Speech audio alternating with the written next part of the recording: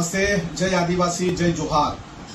ગત રોજ ડેડિયાપાડાના મારા સાથી ધારાસભ્ય ચેતરભાઈ વસાવાની ધરપકડ કરવામાં આવી છે અને ચેતરભાઈ જેવા આદિવાસી સમાજનો આવાજ બની રહ્યા અને હર હંમેશા આદિવાસી સમાજના પ્રશ્નને લઈને સરકારને હંમેશા ઘેરતા હોય છે એવા આદિવાસી સમાજના યુવા ધારાસભ્યોની ગેરકાયદેસરની ધરપકડ કરવામાં આવી।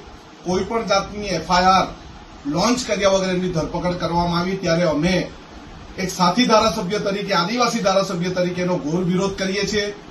ખરેખર અત્યાર સુધી ભાજપ સરકારે હંમેશા આદિવાસી વિરોધી માનસિકતા છતી કરવા માટે જે ધારાસભ્ય અવાજ ઉઠાવે છે એને કોઈને કોઈ ભોગે સંજોગે કોઈ પણ કારણ વગર એને પોલીસનો ડર બતાવીને ગભરાવવાની કોશિશ કરે છે।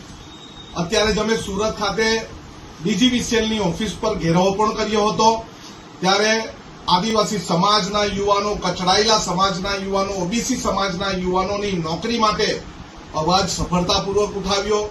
અમે અવારનવાર આદિવાસી સમાજનો અવાજ ઉઠાવીએ છીએ અને કચડવા માટે પોલીસને પોતાના કાર્યકર્તા બનાવીને અને બંધારણનો ગેરકાયદેસર ઉપયોગ કરીને એમની ધરપકડ કરી। અમે એનો ઘોર વિરોધ કરીએ છીએ। આવનારા સમયમાં જો પોલીસ તંત્ર, ડેડિયાપાડા પોલીસ તંત્ર અને નર્મદા જિલ્લા પોલીસ તંત્ર જો ધ્યાનમાં નહીં લે તો અમે મોટું આંદોલન કરવા જઈ રહ્યા છે। જન આક્રોશ આંદોલન થશે, ન્યાય યાત્રા થશે, પરંતુ આદિવાસી સમાજ કોઈની સામે ઝૂક્યો નથી અને ઝૂકશે નહીં।